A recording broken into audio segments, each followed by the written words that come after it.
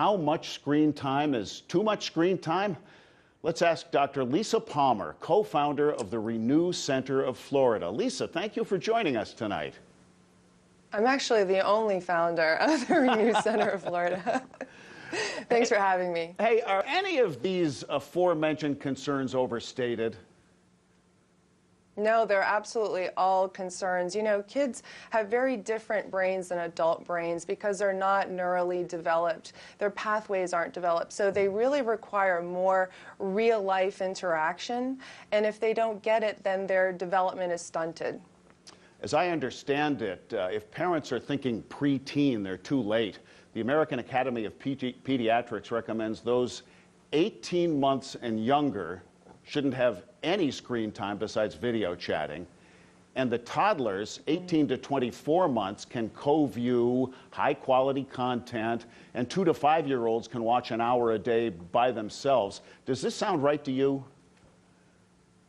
It does, because like I said, their brains aren't fully developed. So anytime you're watching TV, you're activating certain parts of your brain, and you're really teaching a child or a person how to think. And when the child's brain isn't fully developed, their structures are going to form a certain way. So even background TV noise can be harmful. Even tech icons like Bill Gates made a point to limit his own kids' screen time, as did the late Steve Jobs. Yet these visionaries contributed a lot to the world of early education. So all screens considered, what would you consider positive screen time?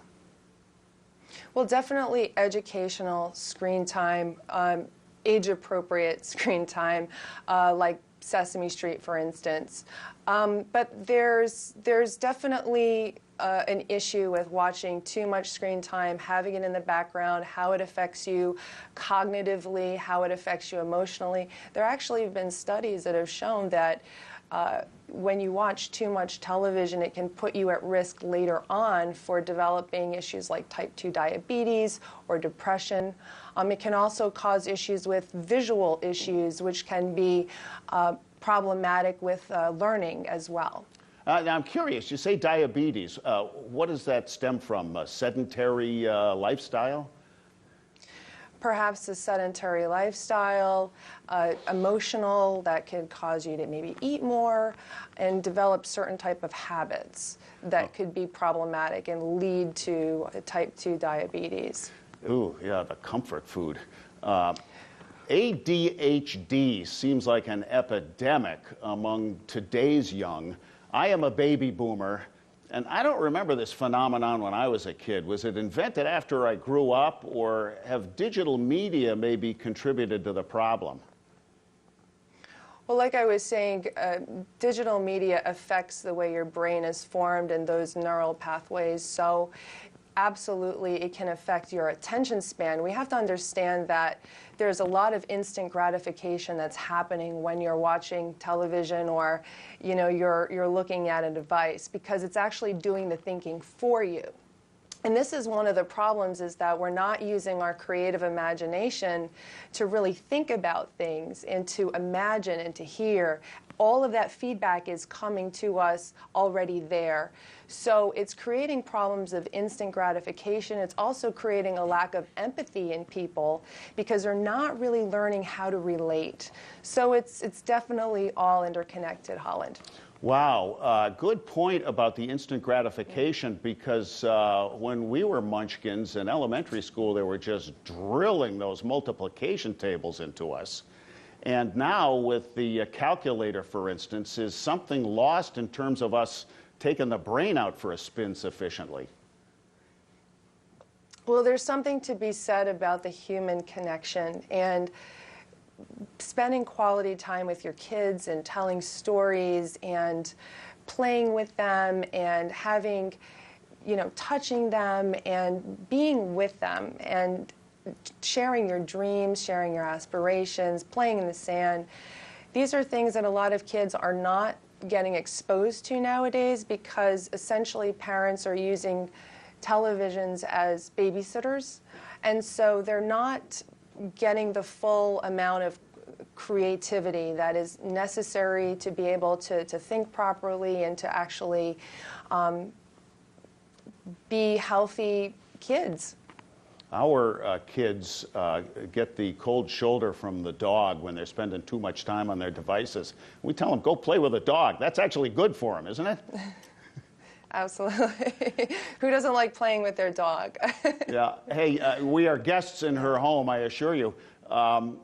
Two-part question about digital heaven and hell. Hell first. This week we lost Dr. Stephen Hawking, who warned about the ultimate threat of artificial intelligence, that the machines could take over. What if it's too late and there's nothing we can do to curtail digital exposure? How would our children suffer? Oh man, that's such a good question, because it is happening, and we're creating robots to replace people. And this is just an issue because we're not learning how to connect as human beings anymore, and this is a problem because we are human. So it's creating a lot of problems with people emotionally, mentally, anxiety, depression, and there's really nothing that can take the place of the actual human interaction. So we have to get back to basics, because that's who we are. We're not computers. We're humans. And we have to get in touch with that and get in touch with our essence. And conversely, I know of families who have no TV or computers in the home deliberately to shield those children. How do those youngsters suffer from no digital stuff? It's almost impossible to not be exposed in some way to digital information, whether it be on the phone or by what you hear from other people or places that you go to a restaurant and there's a TV on. It's almost impossible to be completely shielded off, but I definitely think that, and I know in my house I try not to have a TV on. I like to have it silent, even though I'm on TV, but I like to have a silent, more meditative background, because I do find that that's healthy. So the only other problem with being exposed to so much television is that post-secondary trauma that you can experience from having that exposure and seeing all of the bad news and hearing it and just over and over again, and it's all very, very negative. So there's a lot of negativity that comes through the television, and limiting the amount of exposure that you have to television, or certainly choosing wisely the kinds of programs that you're going to watch and be exposed to, and trying to keep it more in the positive, is definitely going to help you, whether or not you're a child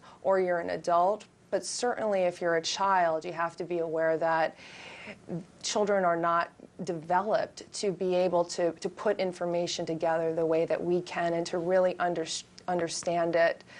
So probably no TV is going to be better than anything. I regard the phrase busy parent as redundant, but with all that mom has on her plate, it still is on the parent to be the child's ultimate information editor, correct? Absolutely, because it all goes back to that role modeling and interaction, and nothing can replace that, the essence of who we are as human beings, which is to be loved and to be creative and to be able to express ourselves and to think and to know how to think. And so when we're exposed to television and too much screen time earlier on, we're essentially creating a way of thinking that's going to be very, very different than how we're supposed to be thinking as humans, to interact with other people, again, to feel empathy and to really be able to communicate and to connect. So definitely limiting screen time and engaging with your kids in activities that are going to bond you with them is very important. Well, thank you, Dr. Lisa Palmer, founder of the Renew Center of Florida. Her website is therenewcenter.com. Have a great weekend. You too. Thanks for having me.